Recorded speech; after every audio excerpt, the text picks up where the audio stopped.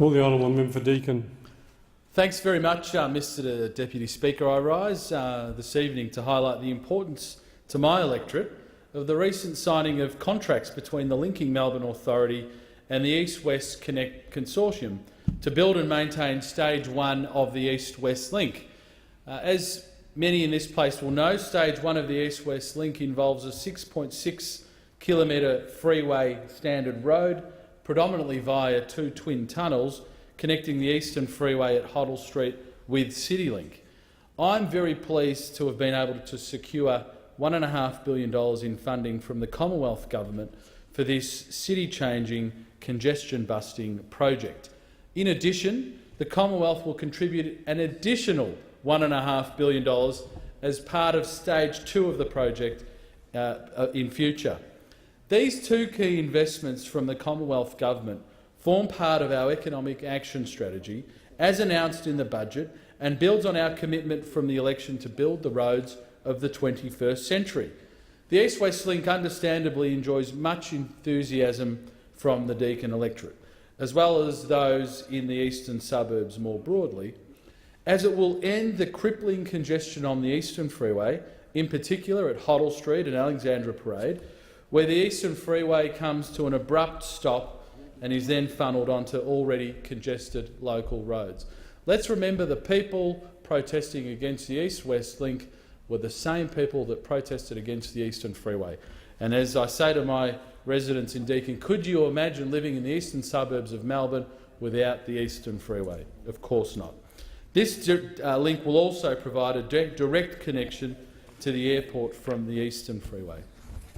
These outcomes are designed to ease traffic congestion, improve productivity and ultimately will mean Deakin families can spend more time together rather than sitting in pointless traffic.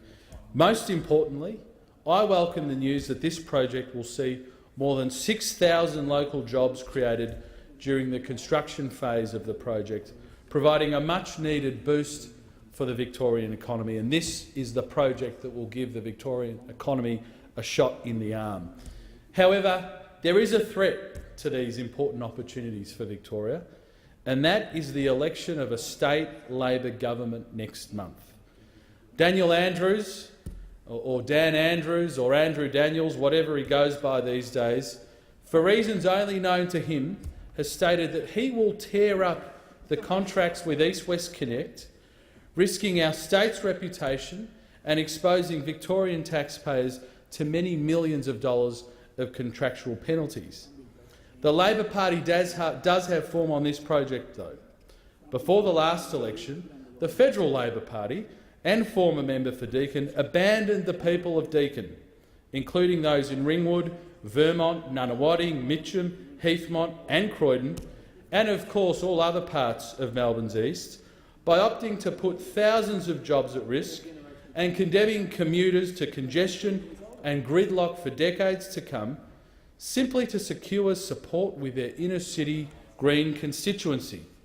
Now we see state Labor following in those lamentable footsteps. In Deakin, the community have welcomed the comments from the President of the Ringwood Chamber of Commerce and Industry, Mr Peter Milford, who has publicly said, "Now is the ideal time to build the East-West Link." But the economic recklessness of Labor in their decision is really in stark contrast to previous positions they've had in respect of the East-West Link project. Indeed, it's important to remind the Labor Party that it was a review first commissioned by the former state Labor government in 2008 that spawned the recommendation of the East-West Link, and that was through the Eddington Review. So the Labor Party are now walking away from a review that they commissioned in government that recommended the East-West Link as being the most important infrastructure project for Victorians. And I can say the most important infrastructure project for those people living in the Deakin electorate and in the east of Melbourne more broadly. But these developments, the signing of the contracts by the Napthine government and the threat to tear them up by the Andrews opposition shows once and for all that when it comes to providing infrastructure and business confidence for Victorians, only a coalition government, be it state or federal, can be trusted to deliver the East-West Link for residents and all Victorians. Thank you. Cool.